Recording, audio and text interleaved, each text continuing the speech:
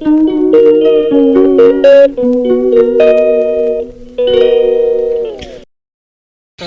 स्वागत आहे माझ्या यूट्यूब चॅनलमध्ये. ते नाव आहे योगेश भाऊसाहेब. तुम्ही बघत आहात माझ्या मागे जे आफ्रिकन लव्हबर्ड आहेत त्यांच्याबद्दल मी आज व्हिडिओ करणार आहे. मित्रांनो, तुम्ही जे बघत आहात ते आफ्रिकन लव्हबर्ड, त्यांना मी छोट्या पिंजऱ्यात का ठेवलं आहे, कारण मी सुरुवातीला काय करतो की लहान पिंजऱ्यामध्ये त्यांना ठेवून त्यांना पहिले मी सेट करतो.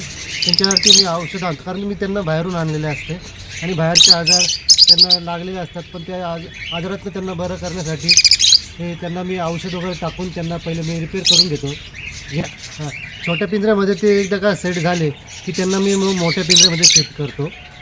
तुम्ही जे बघत आहात ते किती कलरफुल पक्षी आहेत बघा. ते याच्यात असंख्य प्रकारात कलर असतात आणि यांची चोच पिवळी असते, जेणेकरून असे वाटतात की हे पोपटातलाच प्रकार आहे का. जसा कलर असेल तसं यांची चोच पण असते, पिवळी, लाल, हिरवी, निळी. मित्रांनो, हे जे पक्षी आहे मी आणताना DNA टेस्ट करून आणतो, जेणेकरून यांच्यातली मेल फिमेल ती लगेच ओळखता येते. कारण हे पक्षी ना असे समोर बघितल्यानंतर असे ओळखू येत नाही की याच्यात मेल कुठला आणि फिमेल कुठला.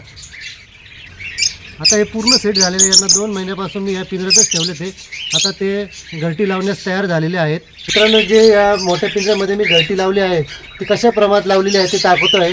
कशी लावतात ते दाखवणार आहे. आत्ता ती अस्ताव्यस्त आहेत. मित्रांनो, हे बघा, ही मटकी आहे. आता हिला आहे ना मी होल पाडलेलं आहे, बघून घ्या. या मटकीला पाण्यात भिजत ठेवायचं, जेणेकरून लवकर होल पडतं. हे अशा पद्धतीने ही साईज किंवा याच्यापेक्षा मोठी साईज घेतली तरी चालेल. त्यावर हे असं झाकण ठेवायचं, जेणेकरून त्यांना बसता येईल व्यवस्थित. अशा प्रकारे मी हे सर्व मडके व्यवस्थित फिट केलेले आहे. आता पहिले अस्ताव्यस्त होते, आता मी त्यांना व्यवस्थित फिट केलेले आहे.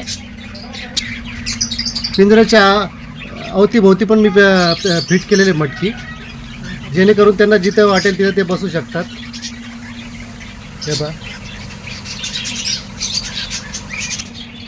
मित्रांनो, आता आपण यांना छोट्या पिंजऱ्यातनं मोठ्या पिंजऱ्यात शिफ्ट करूया आता. आणि यांना पकडताना आपण ही सावधानता घ्यायची की आपल्या हाताला एक हँड ग्लोव्ज घालायचा आहे, कारण हे इतके जोरात चावतात. ही त्यांचं जबरदस्त चावणं असतं, तर ते आपल्या हाताला बोटल चावल्यानंतर आपलं रक्त काढू शकतात. त्याच्यासाठी आपण प्रिकॉशन म्हणून हाताला हँड ग्लोव्ज घालायचा आहे, जेणेकरून ते आपल्याला चावणार नाही. येणार आहेत आणि दर टायमाप्रमाणे आपण याच्यात पण औषध टाकणार आहोत. ते आपण नेहमीच टाकतो, जेणेकरून पक्षी जेव्हा अंडे देतात तेव्हा त्या अंड्यातलं पिल्लं खूप छान प्रकारे निघतात. त्यांना लहान पिंजऱ्यातनं मोठ्या पिंजऱ्यात शिफ्ट करत आहोत आपण.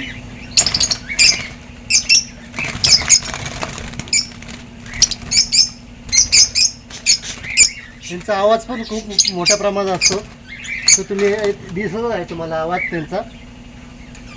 बघा त्यांचा किती मोठ्या प्रमाणात आवाज चालू आहे. आवाज पण छान आहे. जेव्हा त्यांना मोठ्या पिंजऱ्यात शिफ्ट केल्यामुळे किती आनंदाने बागडतात हे बघा. त्यांना आनंद, त्यांचा आनंद एकदम गगनात मावत नाही असं दिसतंय. चला मित्रांनो, आता पक्षी शिफ्ट करण्याचा कार्यक्रम संपलेला आहे.